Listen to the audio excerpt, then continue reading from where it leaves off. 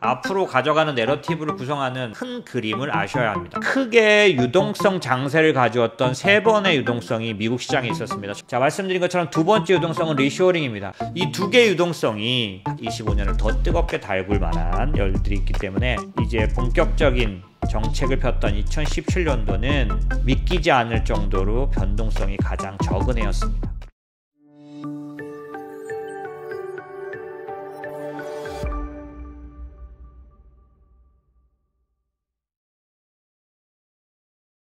앞으로 가져가는 내러티브를 구성하는 그 커다란 큰 그림을 아셔야 합니다. 그건 뭐냐면 이거는 누구도 바꾸지 못하는 거죠. 지금 현재 트럼프는 과거 2016년도에 당선돼서 2017년도에 대통령직을 시작했던 그때의 트럼프와 하는 짓이 다를 겁니다. 왜냐하면 2017년도는 대표적인 금리 상승기였습니다. 2015년 12월, 2016년 12월 두 번 미국이 금리를 올렸고 왜 1년에 한 번씩밖에 못 올렸냐면 금리를 올릴 준비가 안 됐었어요.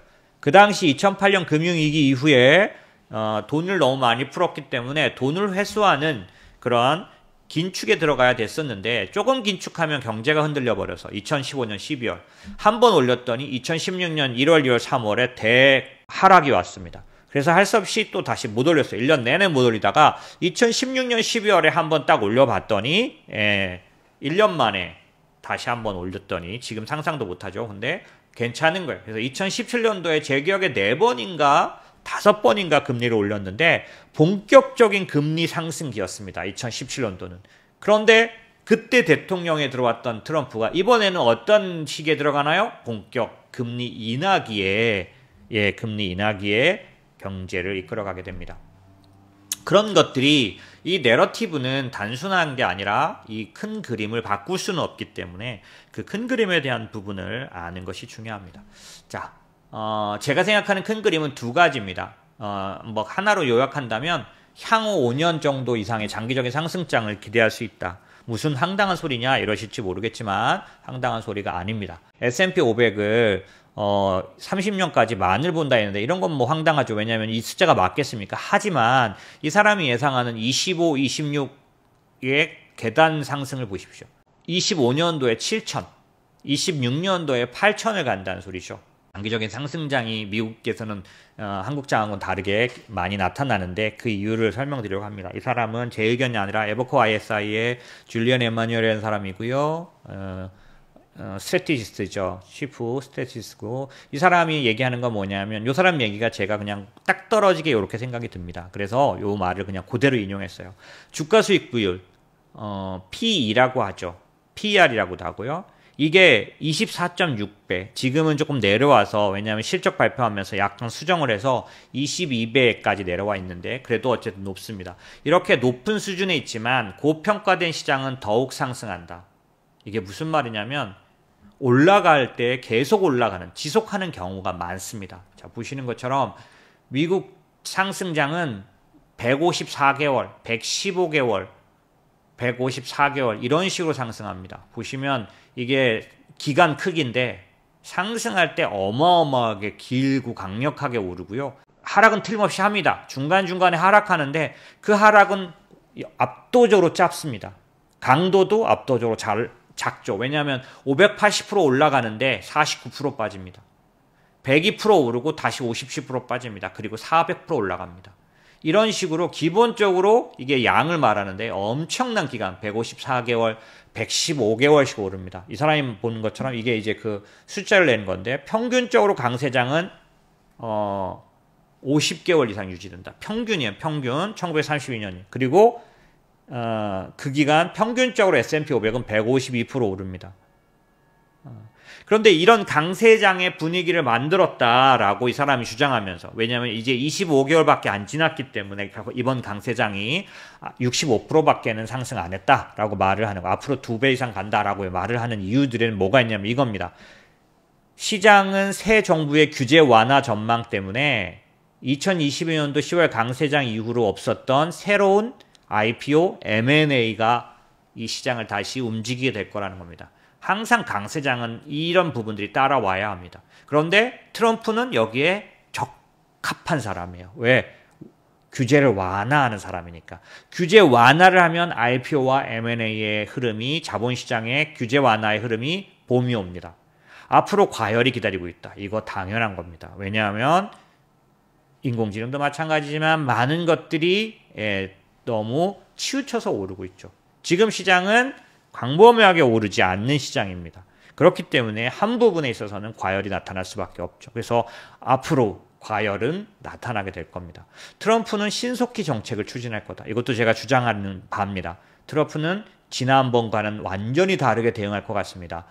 그런 측면에서는 이번 시장이 상당히 과거보다 지나간 시장보다는 굉장히 액티브하게 움직일 가능성이 좀 있습니다.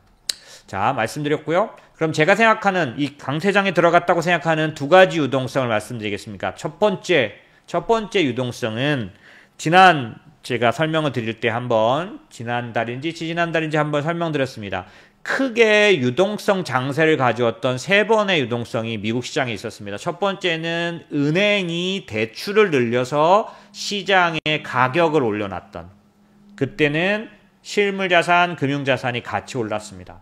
두 번째 2010년대에는 중앙은행이 양적 완화, QE 1, 2, 3를 해서 양적 완화, 금리 인하로 인해서 중앙은행의 금리 정책, 통화 정책에 의한 이 유동성 폭포수가 있었습니다. 그때 2009년도부터 시작해서 2016년, 17년, 18년까지 거진 10여 년에 가까운 시간 동안 어마어마한 주식시장의 상승이 있었죠. 그런데 이번에 20년대 이후부터는 이제는 통화 정책이 아니라 재정 정책에 의해서 정부의 재정 지출이라는 유동성이 폭포수처럼 쏟아지고 있다라고, 작년도에도 제가 강조드렸지만 바이든이 들어오자마자 1년 안에 7조를 썼습니다. 정부 지출로. 그런 정도로. 그 다음에 코로나 때 미국이 찍어낸 돈, 공급한 돈, 그러니까 찍어서 국채 발행해서 투입한 돈만 한국의 80배였다고 말씀을 드렸었죠. 엄청난 양의 유동성이 투여됐습니다. 그러다 보니까 지금 M2는 거꾸로 지금 상승 중이죠. 이 어마어마한 유동성이 시장을 올려놓을 거라는 겁니다. 그럼 트럼프가 그 방향을 바꾸겠냐? 그럴 리가요. 오히려 훨씬 더 강력하게 하겠죠. 그런 면에서 트럼프가 들어서면서 주식시장이 환호하는 이유는 그렇습니다. 자, 말씀드린 것처럼 두 번째 유동성은 리쇼어링입니다. 리쇼어링이란 건 뭐냐면 오늘은 자세히 설명을 못 드립니다. 리쇼어링은 산업 생산을 미국으로 다시 이전한다는 뜻입니다. 무슨 말이냐면 미국을 다시 제조업 국가로 만들겠다는 거죠. 그럼 이 리쇼어링은 트럼프가 냈느냐? 아닙니다. 이게 커다란 흐름이고 강력한 흐름이라는 걸 제가 믿는 이유는 이 리쇼어링은 오바마 때 시작됐습니다. 리쇼어링 이니셔티브라 그래서 오바마 대통령이 내놓았던 온쇼어링, 리쇼어링 이런 단어들 그때 어마어마하게 썼죠. 금융위기 직후입니다. 2009년, 10년, 11년 이때부터 시작된 흐름이 마치 지금 트럼프의 전속 용어처럼 테마처럼 됐지만 실제로는 미국을 지속적으로 끌어가는 힘이기 때문에 리쇼어링이라는 그런 이 에너지가, 이 흐름이 침체됐던 미국의 경제 성장을 회복시킬 거라고 보고 있습니다. 이것도 유동성으로 작용한다는 거죠. 여기에 기술 확산이 어마어마하게, 그래서 저임금 고용의 이점을 줄이면서 제조업 관련된 FDI는 그러니까 해외에서 미국에 투자가 들어온 거죠. 미국의 제조업에 들어온 돈이 팬데믹 이전 대비 300% 늘었습니다. 이거를 우리는 재산업화, 리인더스트리얼라이제이션이라고 부르기 시작했다. 재산업화랍니다. 요거는 이제 리쇼어링만 연구하는 어떤 단체에서, 그러니까 어떤 그 잡지에서 연구기관에서 내놓은 건데, 리쇼어링 지수가 얼만큼 올라갔느냐 보시는 것처럼 마이너스 154에서 196이니까 3배를 뛰었습니다. 리쇼어링 지수가 3배나 올라. 이거 리쇼어링 지수입니다. 이 지수는 리쇼어링 지수가 3배나 올라갔어. 그리고 얘기죠. 어마어마한 변화가 미국에서 나타나고 있습니다. 이 흐름이 트럼프를 통해서 더 본격적인 흐름으로 가져가게 될 걸로 보여집니다. 이 두 개의 유동성이 미국의 주식시장을, 당연히 굴곡은 있겠죠. 2회 오르고 한 회 쉬었는데 그렇게 말하면 25년은 쉬어야 되는 그런 상황인데, 그렇지 않고 25년을 더 뜨겁게 달굴 만한 열들이 있기 때문에 쉽지는 않지만 굴곡은 있겠죠. 하지만 아까 보여드렸던 이 장기 상승장이 일어날 수 있는 커다란 매크로적인 배경을 갖고 있다. 유동성이 받쳐줄 거다라고 생각해야 될 겁니다.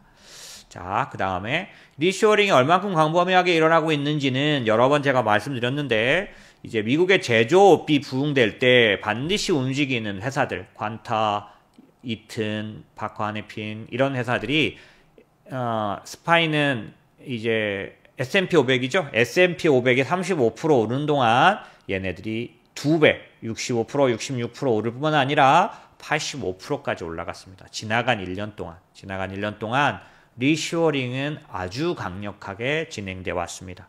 지금 말씀드린 것처럼 그런 흐름은 트럼프 때 더 꽃을 피우지 않을까라고 하고요.